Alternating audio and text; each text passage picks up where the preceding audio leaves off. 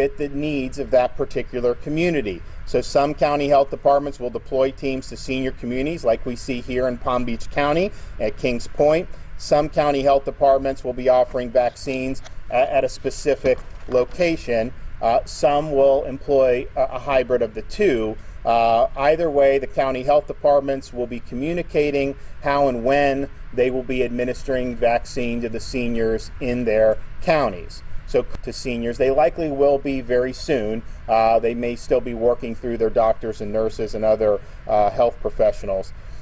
Importantly, whether you go to a county vaccination site or hospital, the COVID-19 vaccine supply is still limited.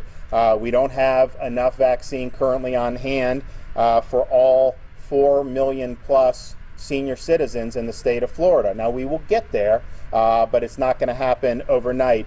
So please be patient. We want to get as many people access to this as soon as possible. We do feel that, so despite the temporary limited supply, seniors are going to be our focus. There was a recommendation from CDC that you do so-called essential workers, which is a whole host of problems just saying what's essential or not. Because I can tell you, there's a lot of people that work really hard that the CDC doesn't consider essential, but they consider, their family considers them essential. I consider them essential in the state of Florida. But we were not going to be putting young people ahead of our elderly population, and I think that they would actually have priority over a senior that was 73 or 74. We believe that the better approach is to focus on the elderly first and foremost, then we'll get in to essential workers. Now there's news.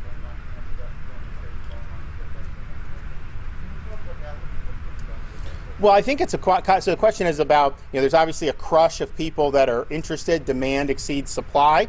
On the one hand, that's a good thing because this was something we want people to have confidence in. So I think clearly there's confidence in it. People feel confident about getting it. And so I think that there's been different issues. Different hospitals have done it different ways. I mean, our view is, the hospitals, whether it's online or via phone, are going to be the best avenue to be able to sign people up in those communities. And then the county health departments will be a great complement to that. And so they're going to work through issues as they happen. I think just setting the expectations that this is here. If you're someone 65 and older, you are going to get access to this.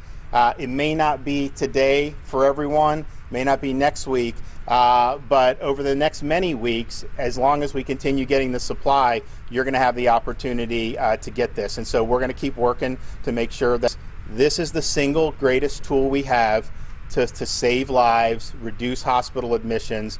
So let's put the resources we have, and we did get more money now that's going to come down, this more effective, and we're going to provide resources for it. I think it's the number one most effective use of the money we've been given from the federal government to be able to deploy vaccine for senior citizens. And so let us know, and we want to help. Thanks. Hospital that's affiliated with, I mean, what I think we have confidence that the hospitals know what they're doing.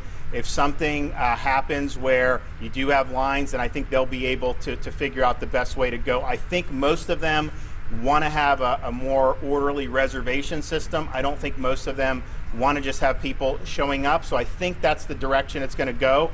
But I think it's important that the hospitals just communicate that to people. If that's the way you're doing it, saying we're going to do reservations, tell people, don't just show up, sign up. You will be given a shot. It's just a matter of getting it done. Thanks, everyone.